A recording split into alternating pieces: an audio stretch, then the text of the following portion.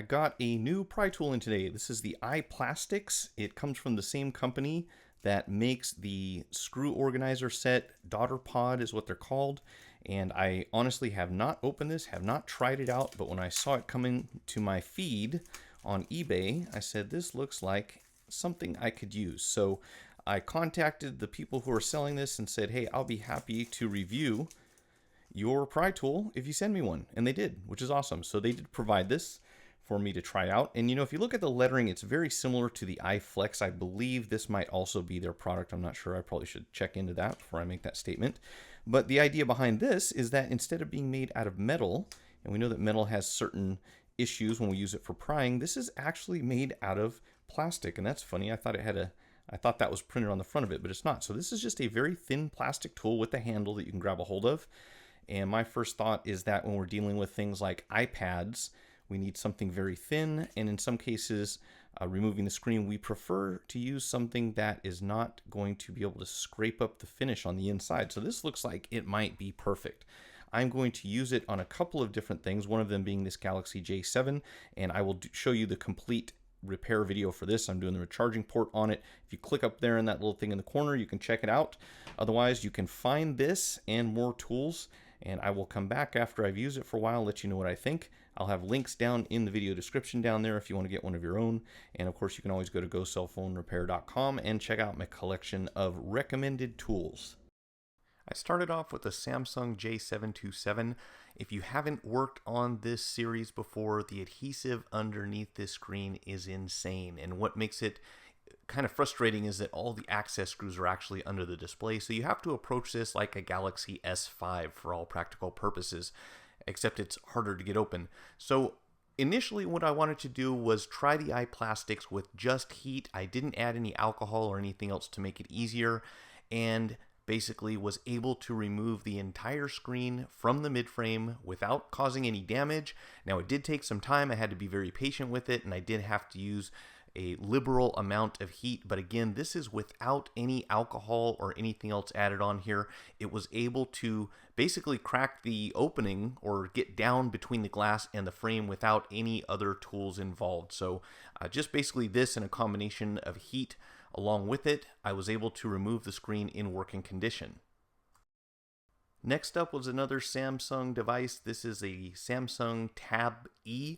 And these are not really that sticky on the inside. There is a perimeter of adhesive that goes around the outer edge, but mainly getting in between the panels is the tricky part. So usually I'll use a heavier tool to open this up, but I figured, you know what, let's give this a shot and see just how durable this little piece of plastic is. And to my surprise, I was able to get this thing open far enough to where I could grab a hold of it with my fingers and just pull it the rest of the way open. So there was some resistance on that adhesive on the inside. At this point, I am not using any alcohol or anything else.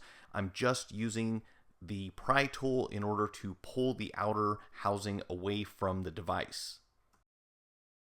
This next one is one of my favorites. It's called Take an iPad Screen Off Without Breaking It. Now you can see I did use a razor blade initially just to prop up the glass, and this is something that we usually do no matter what we're opening the device with. This has never been opened before, so as you probably already know, the adhesive under it is very sticky and the glass has very little flexibility. You can bend it a little bit, but at a certain point it will crack. So once I got underneath the glass, and at this point I am using rubbing alcohol in addition to heat continuously all the way around the perimeter, but outside of that, this is the only pry tool that I use for the rest of the procedure. And once again, we have a successful screen removal without causing any damage to the device. For the final test, I decided to try something that I don't really like to do, and most people that I know don't care for, and that is to remove a battery pack from an Apple device. Now this is the same iPad Air that I just removed the touchscreen and LCD from, and I was able to use the iFlex by adding alcohol. I did not use any heat this time around because obviously we don't want the battery to get hot, but I just kept dipping the end of the iFlex into the alcohol and working my way around the battery pack. And I was relieved when the whole process was finished because not only did the battery pack come out in one piece without rupturing anything, without causing any damage to the terminal, but also the outer housing of the tablet was not bent whatsoever. And this is something that I've seen happen when people pry too hard against the battery. They end up bending the housing, but this one came out looking the same way it did before I did anything to it. By the way, if you ever need a reference as to where the adhesive is located underneath this battery, just pull up the video. You can see it runs along the top, bottom, left-hand sides, and then there's a strip that goes right on the left-hand side of the Apple if you're looking at the tablet from the inside. Overall, a very useful little tool. You know, sometimes the simplest things are the most effective. They do include instructions to kind of give you an idea of what angle you should be prying at depending on what you're working with. If anything, I would probably buy a second one because that would make it easier for me to have a placeholder when I'm working with this to remove something that's going to stick down back on top of itself.